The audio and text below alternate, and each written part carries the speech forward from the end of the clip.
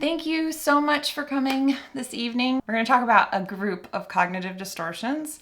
If you missed part 1 of this series, I recorded it back. We did a live webinar back in February. That's okay. You don't have to have one before the other. So I just want to make that clear that you're not missing out on anything by not watching the first part. This second part is just more. It's just different types and other cognitive distortions. So what we're going to do is we're going to go through 4 of them, and I'm going to give you different techniques. I'm going to explain what they are, and then I'm going to give you some different techniques and some alternative thinking to help you shift out of that. Before I do that, a couple little announcements. I am accepting new coaching clients right now. I have 3 spots available for individual, and I'm working on building up for the group. So if you guys are interested in doing group coaching or individual coaching, let's book a strategy call. Let's chat. Let's chat about the different ways that I can support you. Let's discuss what both of these types of services mean. The reason I do a strategy call is because I think it's really important to feel connected to whoever you're working with. And if you don't have some of that connection and that rapport and that bond, it makes it really hard to do the good work and the growth. So I like doing a 1-hour free call to discuss anything that you want, but also to decide if some of these services would be right for you. So I will also post a link for that in the caption to this, as well as on my story. If you guys want to book a strategy call, calls are free, no obligation, nothing at all. So we are going to talk a little bit, well, I'm going to give you a disclosure. Cognitive distortions took up almost an entire semester in my master's program, you guys. These are not easy to overcome.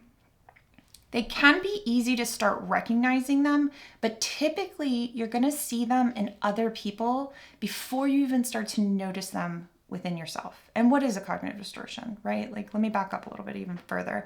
I think that a lot of the times people understand when you break down these words what they mean, but then we don't recognize that we're doing it until we're almost right in the thick of it, right?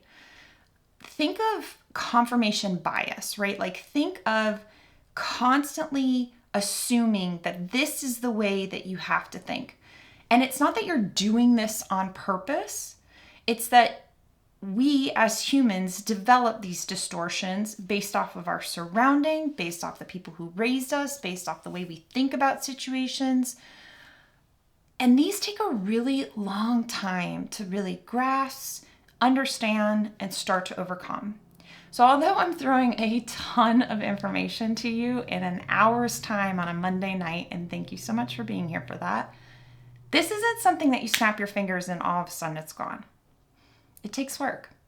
And some of these are ones that I've even really personally struggled with throughout my entire life, throughout my career, really throughout my own interpersonal therapy process.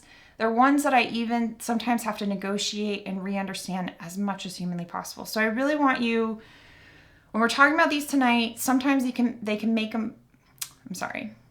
sometimes these can feel like a vulnerability. I just kind of hit you in the gut.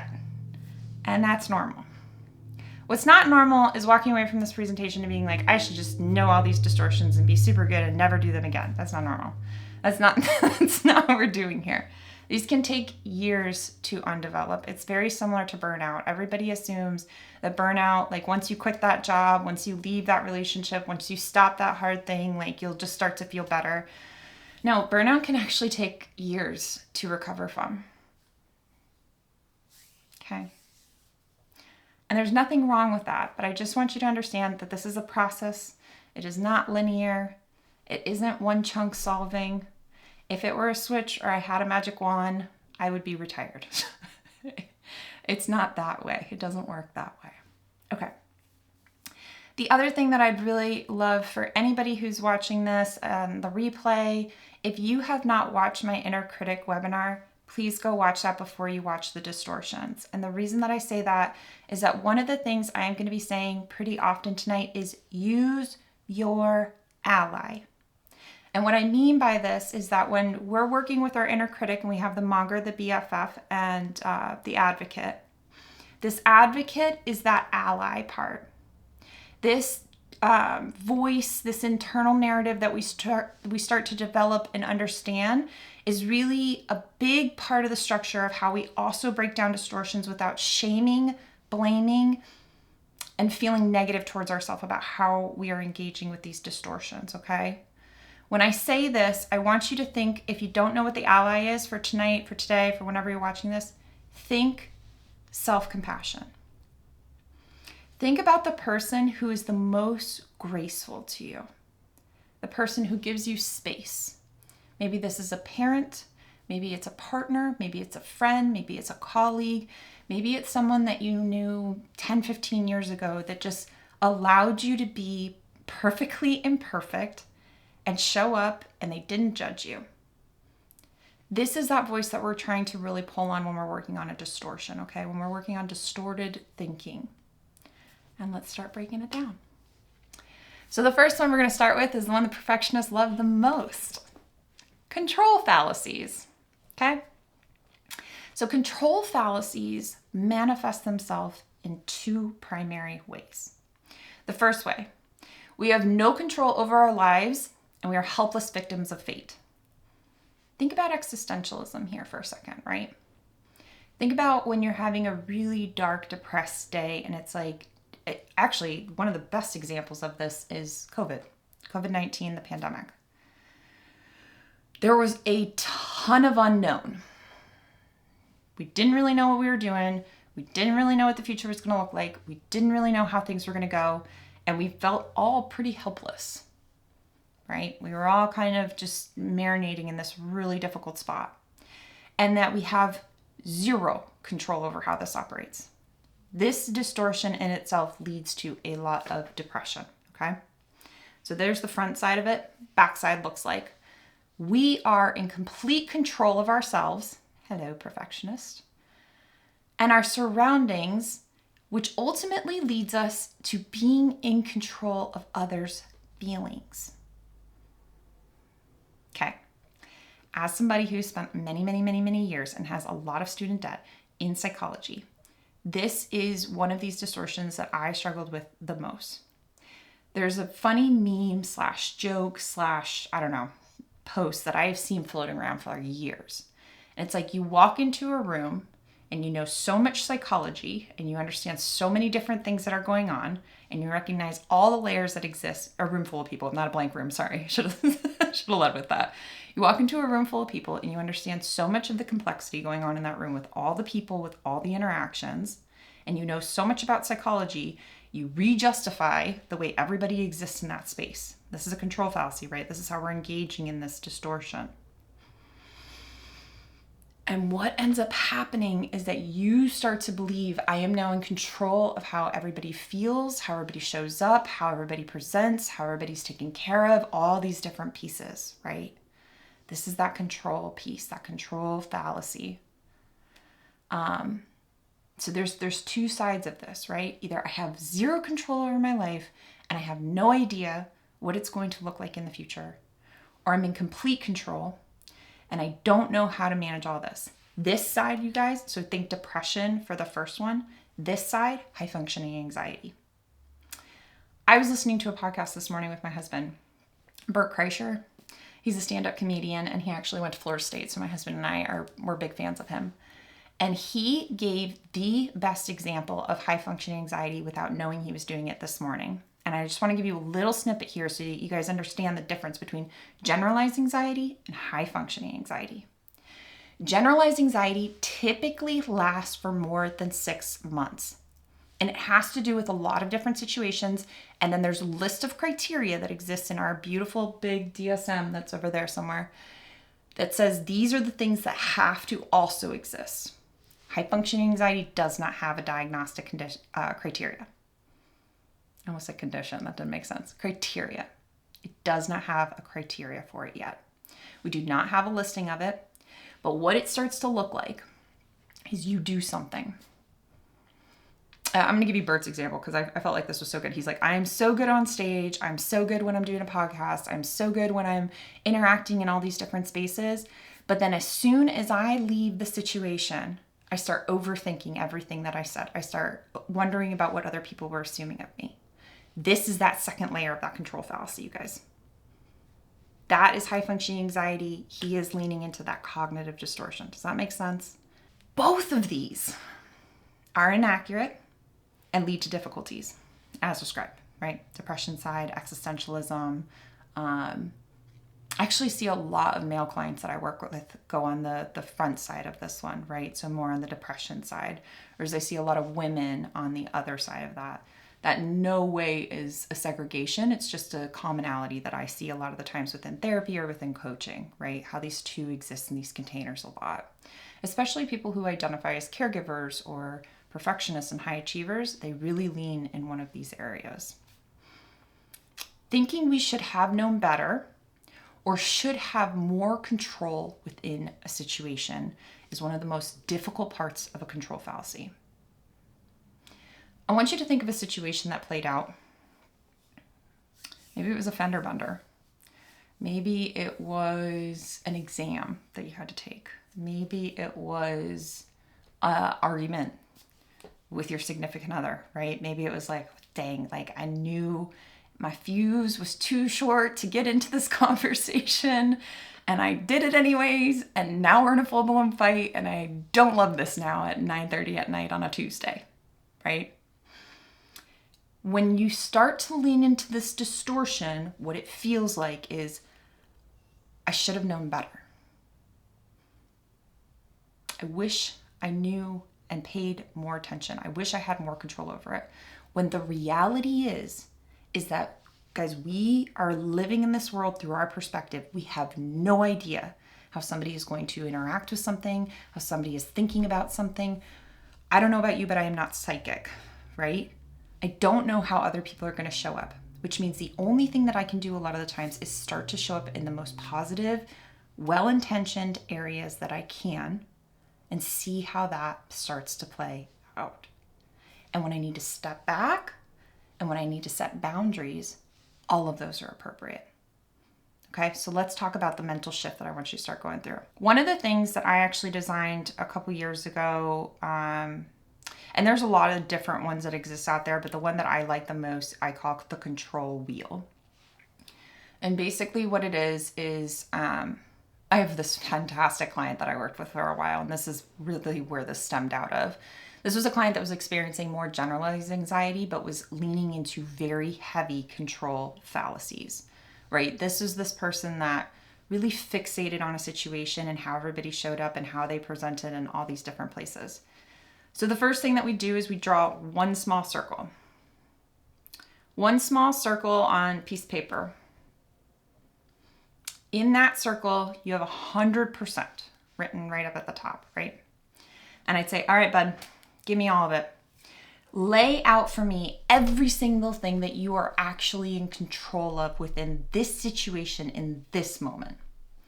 So for all intents and purposes, let's just say that we're going to a wedding this weekend and we're anxious about it, okay? So this client gave me all these different things. Well, I can control what I wear. I can control if I drink. I can control who I go with. I can control how I react, how I respond. I can control if I can actually, like if I decide to go to the wedding. Great, put that list down. Then I said, draw a circle around that circle. Around that 100% circle, I want to see another big circle around that circle. He said, okay. And so I said, what are the things that are on the fence? What are the things that are 50% in your control? And he's like, well, you mean like the weather? And I'm like, one job you can have and be wrong every single day, right? And still have a job the next day. Not really fully in your control, but you can control bringing a rain jacket if you think it's going to rain or if that's what the app says, right?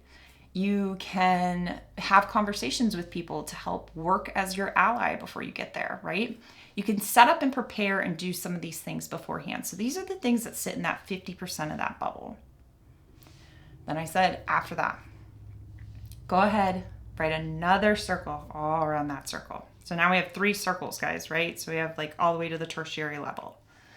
In that final circle, we are looking at 0%. And I said, go. Give me every single thing you can't control.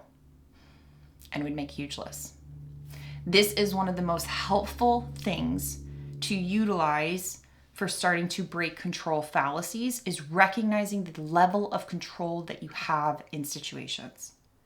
In that 0%, so much exists. Is it going to rain? Could anything get canceled? Are these people actually even going to show up? Is somebody going to flip out on me? Everybody else's reactions and responses? All the things that you cannot control exist in that 0%, you guys. Think about that for a second. Think about when a situation plays out, how much of the control, what is that percentage that's actually 100% for you? I have a great resource for this. Anybody that's registered for it, I'm going to send you an email and you will have that resource that just shows and lays that all out for you so you can utilize it. But use it, because you can do this on your own and you can start to really come into recognizing, is this anxiety just perpetuating me into believing that I am in charge of everybody's feelings, emotions, everything going on? Or is it making me feel almost like doom and gloom because I have no control over anything and now I just feel like a helpless victim of fate or whatever, of existing? I want you guys to pay attention to when you are feeling out of control, what is it that you need to get back into your body? This is a really somatic experience, right? Control, especially with perfectionists, exists in such a really tight container that when we feel like we have no control, we often begin to feel very helpless in our situations. So when we start to feel that helplessness, the one thing that I absolutely love doing for myself is finding something that feels good for me to manage. Not necessarily control, but to manage. This can look like me spending some time with my orchids. It can look like me spending time with the dogs outside. It can look like me doing stretching. It can look like my husband and I going out and taking a drive somewhere and just blasting music and just chilling out. It can look like us stepping down for a second, right? And it's just to help me step away from the situation and find control somewhere else of, you know what, I'm going to take my time back. And that's the one thing that I can do for myself. And that's the one thing that I promote you to do for yourself. Take and regain some of that back. When you start thinking and you start over exaggerating how much control you have in relation to other people's feelings, thoughts, beliefs, you don't. You don't. And the only way for us to get more insight and understand this better is to either ask the perspective or understand what's happening in a lot of these different situations. You have to step back from this idea that you have control over the way other people feel, act, believe, behave. You have to step back from that. This perpetuates that control piece a lot. How do you handle not feeling you know someone's intentions if they don't respond to you? Okay, so this is part of the defense mechanism of stonewalling, right? So when somebody's not responding to us or they're intentionally ignoring us, that's the defense mechanism of stonewalling someone, especially when we're in like an argument or a heavy situation, a really difficult situation. Here's the thing. You have two options. You can run down this path of assumption, and it's a tough path, I'm going to be honest with you. Or you can sit in acknowledgement with it that this is the best that I've shown up in the situation. This is what I could do in that moment. I can no longer add any more influence to injury here because now I just may be affecting that person even more, or I may be needing to take my reign back for myself and go, however this continues to play out will be based on the intention that I set. I hope that's clear, but what that basically means is you can't control it. You can't. Setting it down, and there's nothing wrong with that. But be careful how far you lead into assumptions. And actually, I think, we're going to talk about this later tonight because jumping to conclusions is later tonight. So we'll get to that part. So I'm going to park it for just right now. We're going to move on to the next one. But I hope that was helpful for control fallacies. Everybody kind of on that same page for understanding what that means, what that is, what they look like, two sides. Next one, always being right.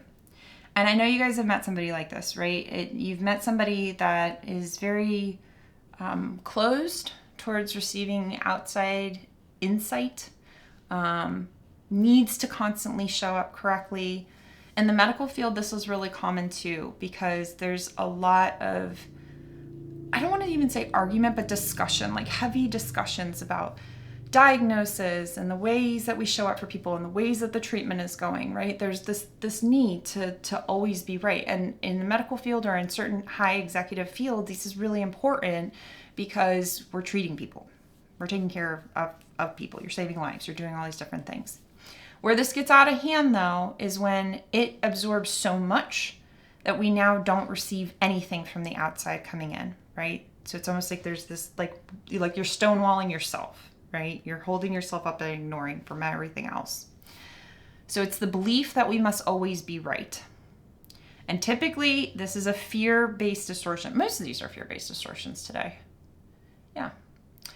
I want you to think of a political divide, right? Think of it being like this huge political divide. And I'm not going to name any politics. I do not do that stuff here. We do not talk about politics and religion, but I just want you to think about the division of it, right? It's when two people are going so strongly towards a situation with completely different views that they're not even hearing each other anymore. Right? And a lot of times this happens in our own relationship. It doesn't even have to be political in any nature, but I feel like politics is a good way to see like two opposing views pushing so hard against each other for the need to always be right. Somebody needs to be correct. It maintains the inability to acknowledge the difference in opinions or see anything outside of singular thinking. It's what creates a lot of difficulties within our community, within our society, within the ways that we show up. It creates a lot of resistance to growth. When we're not willing to sit and view the other perspective from the other side of the table, we limit ourselves in the way that we can make our own growth. And it's not that you have to completely agree with everybody. It's that you have to take the availability to still stay open. Open to hearing it, open to understanding it, and then coming back down. You don't have to accept it. Agree to disagree a lot of the times, right? That's absolutely okay. Perfectionists often get a lot of things right, but that doesn't mean that they're always right. A long time ago, there was this excellent interview with Brene Brown and this person who does Enneagram. And so the Enneagram type 1. And when he was describing the Enneagram type 1, he said, these are the people that are right a lot of the times. They have very good answers. They have very solid foundation. They show up really, really strong. If you guys don't know what the Enneagram is, Google that later or ask me on Instagram and I'll send you all fun stuff about that. They said a lot of the times Enneagrams are typically right. Like they just show up. They're the reformer. They are the perfectionist. They show up in that space. The problem is that when it takes over too much, they start closing off everything alternatively that could exist. And we do this mentally, you guys. If we think that we're fixated in one area, kind of don't want to hear some of the other stuff going on around us. Kind of don't want to hear different areas that could be influencing us or could be affecting us or alternative ideas. We have to be careful of this distortion. I wrote a note here for myself that says, this is a great time for you to utilize and optimize that control wheel, and also give yourself a secondary question that looks like, what are the alternatives that I may be missing in this situation? This is kind of like that level 2, that step 2 of the control wheel that I utilize with clients. What is that next step of things that I'm not even thinking about? And this can also be really, really helpful if you guys need to work with a therapist or a coach. This is a great activity for that, because that alternative experience is what helps us to really internally look at what's going on. Okay, so let's talk about some mental shifts. I'm smiling because as much as this is the most important sentence, it's not always easy for me to say either. And I recognize how hard this is to individually do, but you have to start forming this layer of acceptance on this. Recognize the value in making mistakes. Success doesn't come from more success, guys. Success actually comes from mistakes and failures. This is how we learn our growth. This is where all the discomfort happens, is in this really tough growth phase, this really hard area where we feel like nothing is right. I'm doing everything I need to be doing. Why isn't this working? How do I make this better? How do I control these situations? I'm combining the two, right? And I need to show up perfectly. This leads so much to that perfectionism thread. It just does. It pulls right on it. This break and this mental shift comes from unlearning and relearning certain things in different and new ways. One of the things that I find so powerful that we do not use enough is things like stretching, things like yoga, things like basic somatic breathing work. And as a therapist, one of the things I find so empowering is that when I'm sitting with a new client and they are really anxious, and I can feel it, like I'm all telehealth, but I can feel, read, and pick up on anxiety real quick. And sometimes when people start counseling, they'll get right into a session, they're not even talking and they're just crying. And I'm like, okay, we have a lot to unpack, but before we even do that, let me help you regulate down for a second. And I ask them to literally breathe with me. I say, I need to understand how your breathing works. I need to understand what your lung capacity is. So I want you to inhale and exhale, and I want you to tell me how far you can go and when you can't go anymore.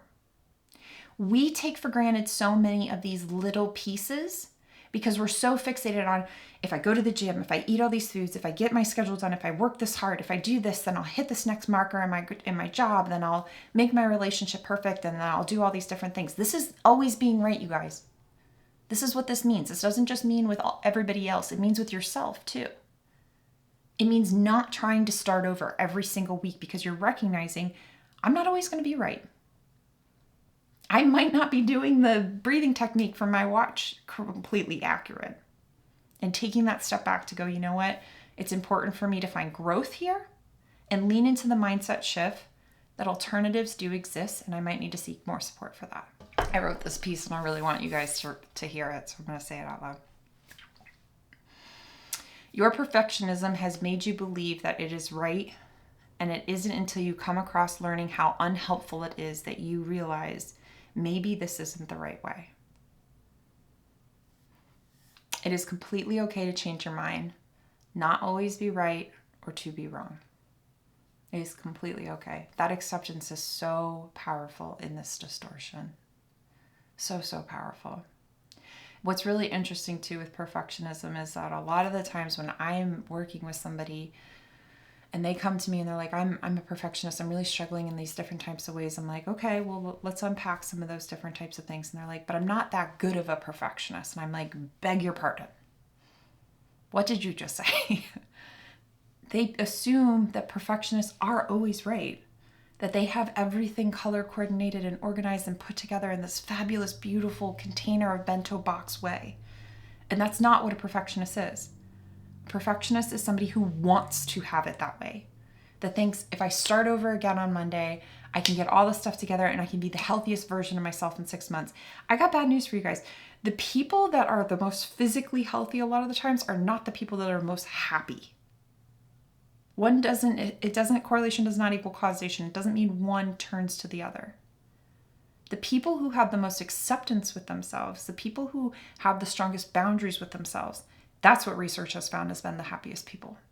The people who are understanding of their imperfections and can lean into, I don't always need to be right to show up in this situation, and I don't have to know everything to take care of myself in the right way. Let's talk about personalization. Believing that you are responsible for events and things that are completely out of your control. Assuming blame and taking things personally, and you do not include logical reasoning for why this is happening. I have a great example of this. I was working with a client one day, and she was telling me that when her husband would come home from work, he had a really tough job and he worked a lot of different hours and he was really on all the time. He had to be on all the time at his job, right?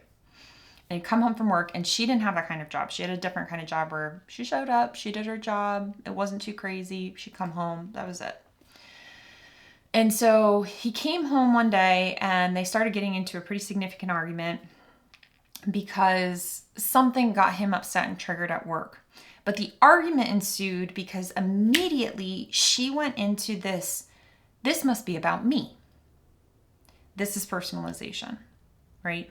He walked in the door, he said, I had a really tough day at work, things aren't going well, things are happening outside of my control, and it's very frustrating. And she automatically went into this circle effect of, this must be because of me. Relationships are really, personalization is really difficult within relationships, and it's the place that it exists the most because obviously we need some other influence to make us personalize something, right? But I want you to think of a couple different ways in which it shows up personally for you. What are the things that you take on to believe, if I hadn't have done that, it wouldn't have happened? Right? It's a tough one. And it's honestly one that we don't give enough credit to. One of the most important ways to overcome this is communication. It is by communication. And Lily, that question that you asked earlier too about the intentions of somebody, not assuming those intentions before somebody is stonewalling you or not giving you any receptive value. This is another really significant place where personalization happens, right? Because we start to go, oh, this person has completely exiled me. This must be all my fault. When the reality is, it may or may not have a lot to do with you. We can't jump to a conclusion. We're going to talk about that one last. We have to stay in that piece of understanding.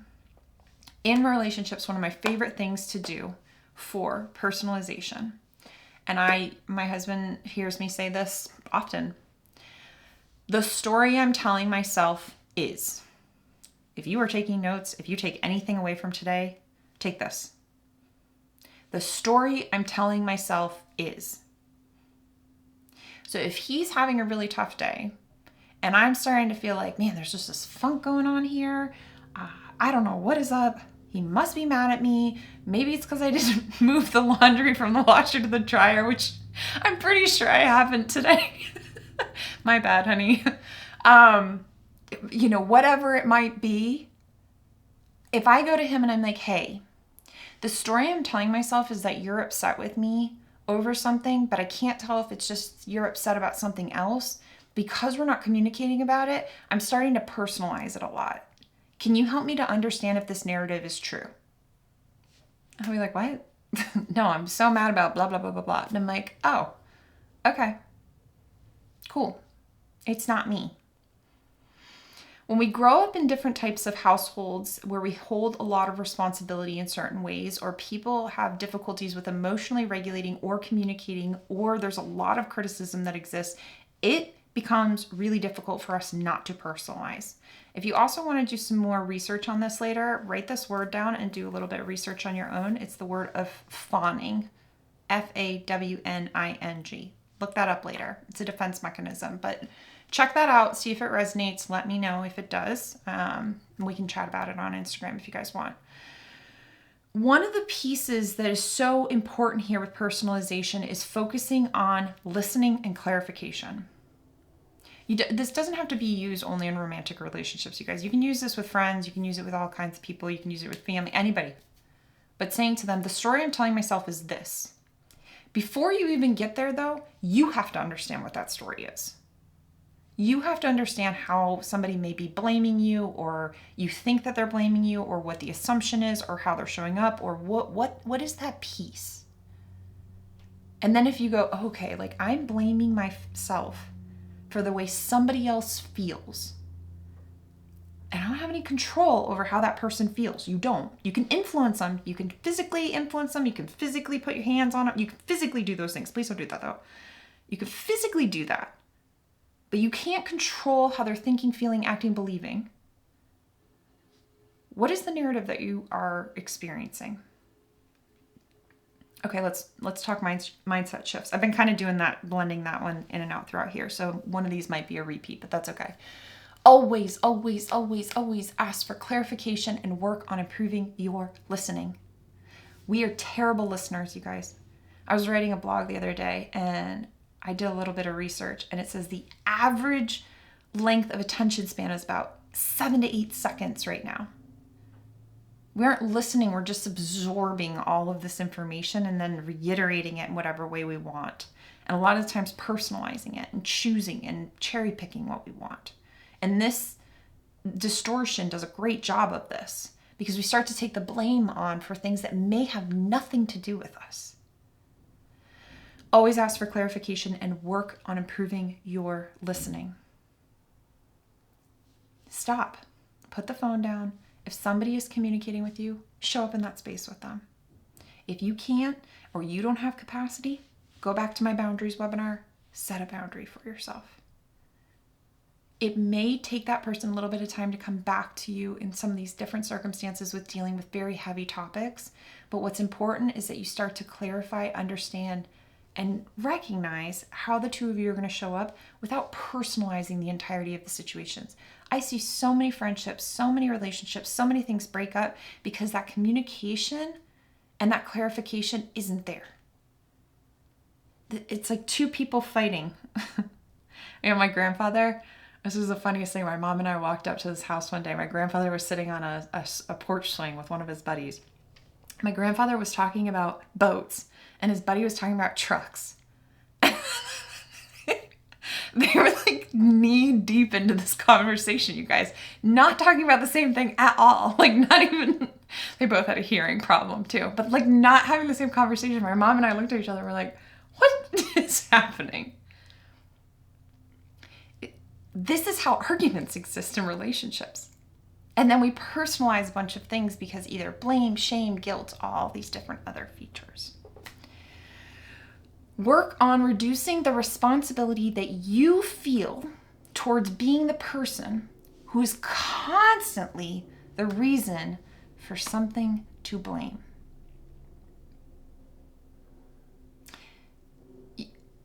Our responsibility within different situations is so important to recognize as the same amount as our level of control.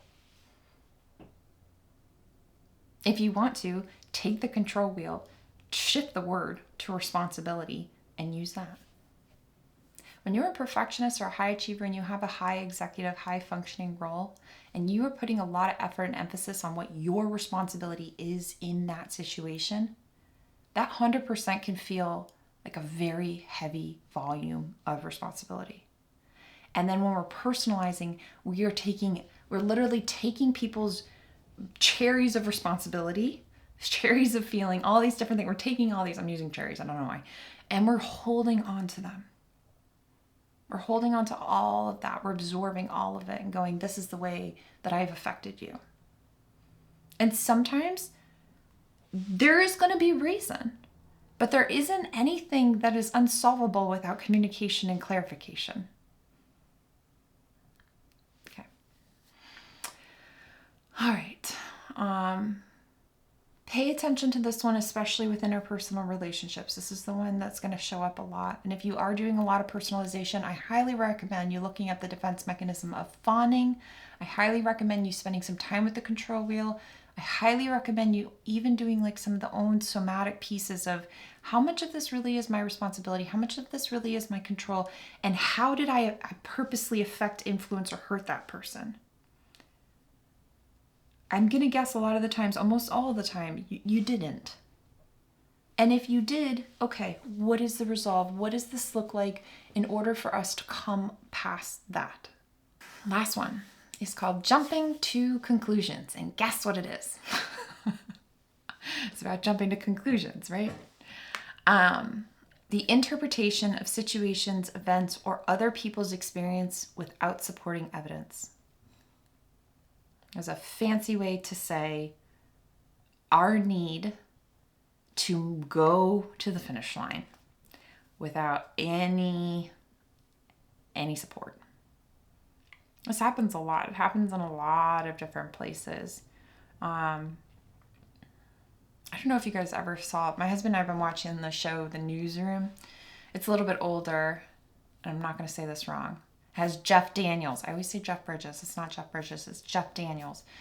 And it's about them broadcasting the news and how they do that. And it brings on a lot of different issues that actually occurred for people in the United States. I really like the show. I really like their acting. And what I love most about it is their, the communication, like the conversations that they're having throughout it. It's very fast. And I really enjoy that type of talking and watching and understanding. And they have a really tough job because a lot of the times when something comes out, right, like something's happening in our community and some information comes out, news channel has a responsibility a lot of the times to report truth and to have sources and to show up in a really positive, supporting way to report things with evidence. Do our news stations do that? No. Does Twitter, is that like the highest form of people acquiring news nowadays and the fastest? Yes. Social media finds out a lot of things before anything really happens. And this is where falsified information comes from too, a lot of the times, right? We jump to a conclusion. That's what happens.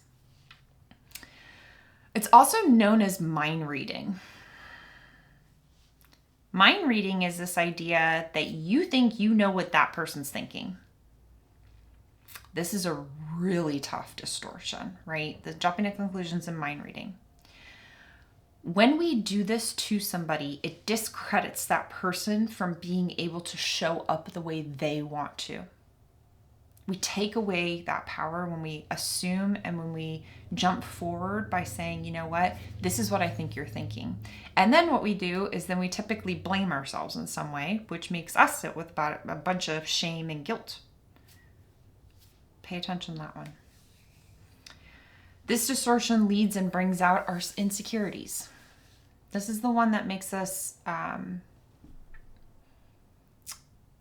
it makes us feel like we're not good enough. And not good enough is a really significant distortion and core belief, right? It's this distorted thinking that we're never good enough in some of these situations. Okay, here's a really good example of this one that I want you guys to think about.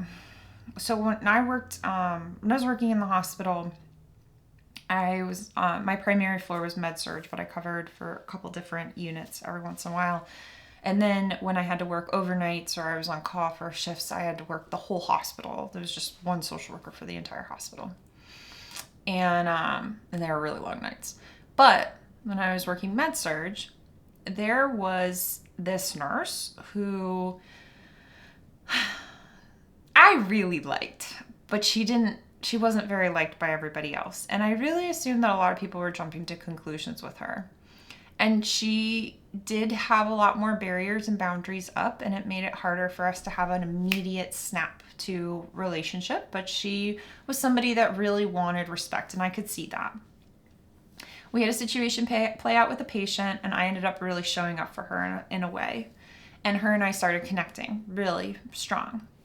And one day I was walking down the hall, and it was a wild day, right? I had all kinds of fires, is what I'm going to call them. I had issues on the whole floor. Every single room had an issue that day, which meant I did not get to sit down. I could barely use the restroom. I did not have lunch.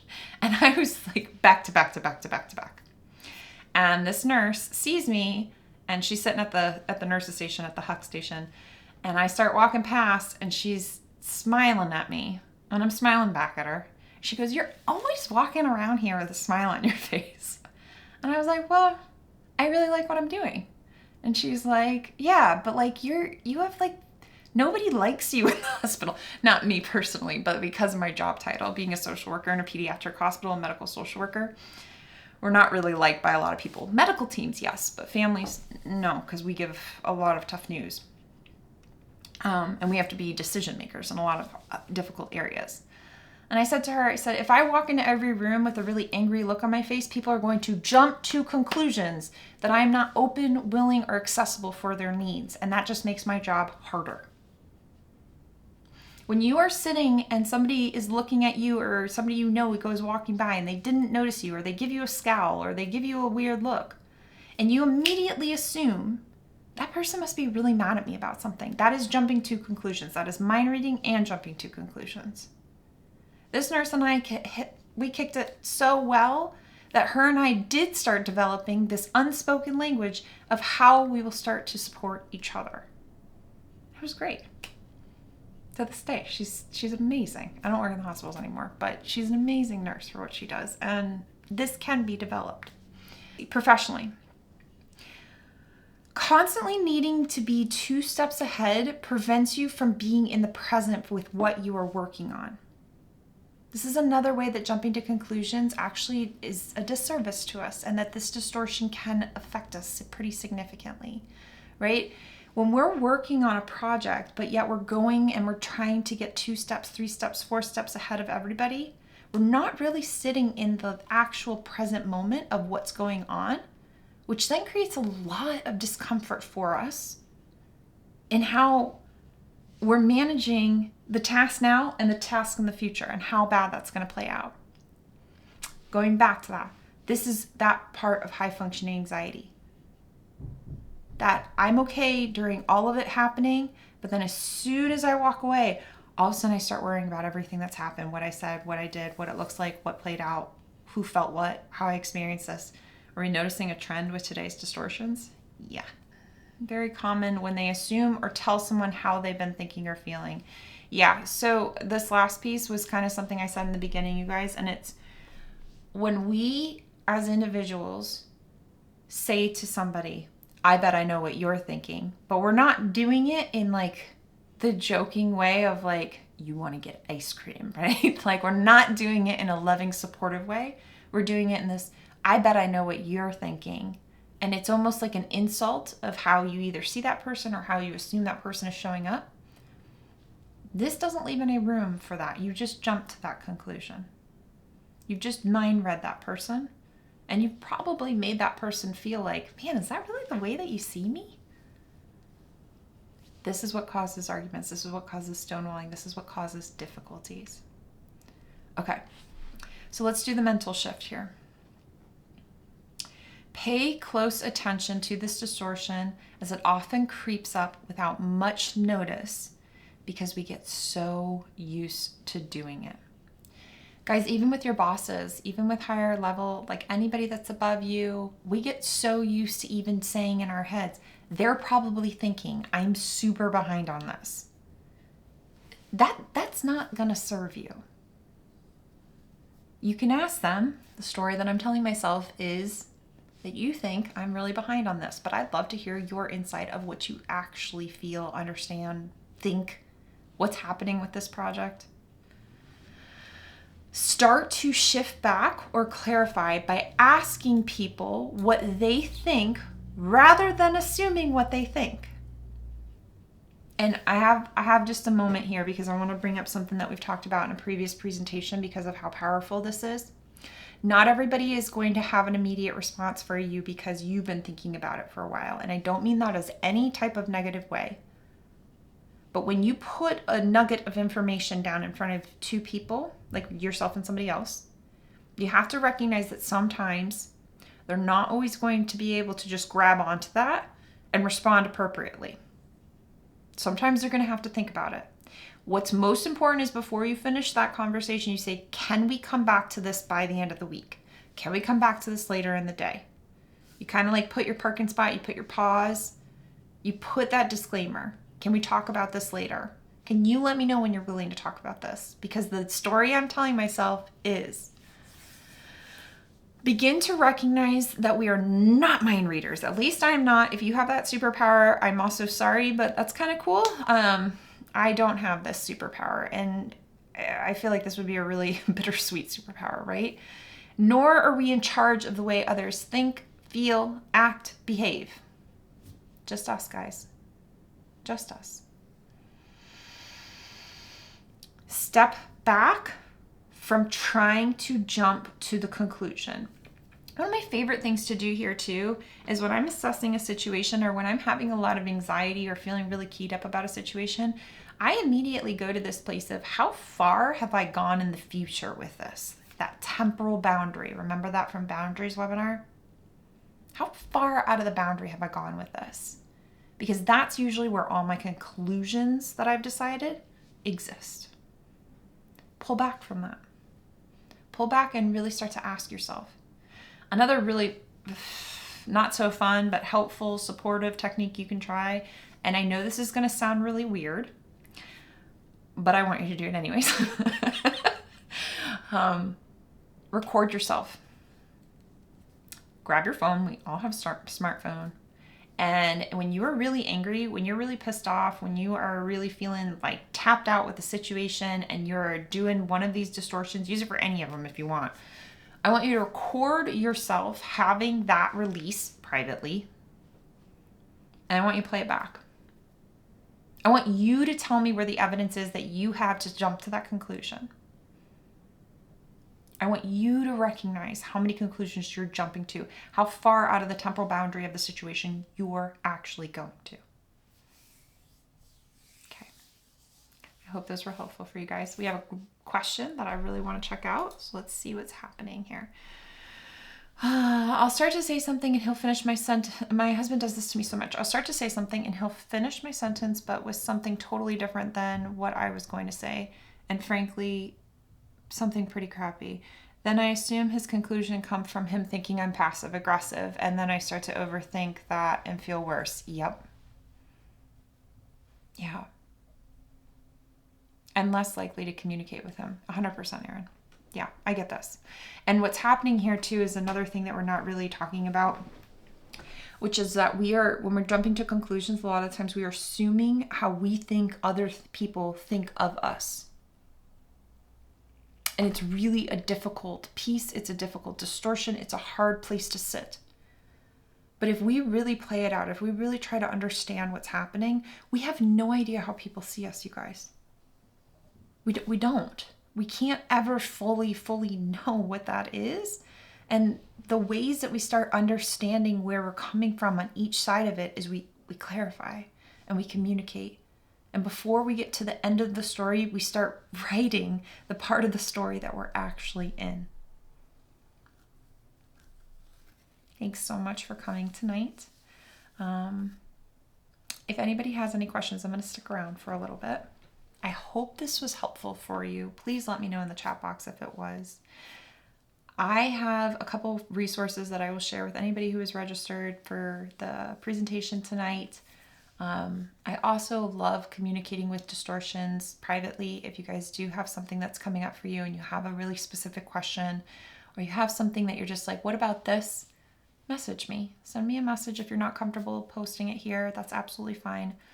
I love communicating with people. I love kind of sitting with and understanding where you're coming from within your experience. This is why I offer the free strategy calls.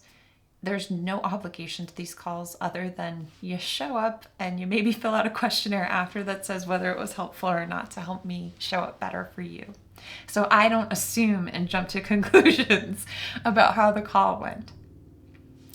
I have really enjoyed doing these presentations with you. If you guys enjoyed this, please go back and watch part 1 of Cognitive Distortions on YouTube.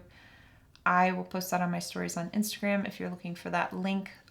My handle is called Nicole Coin Coach, just like it is on Instagram.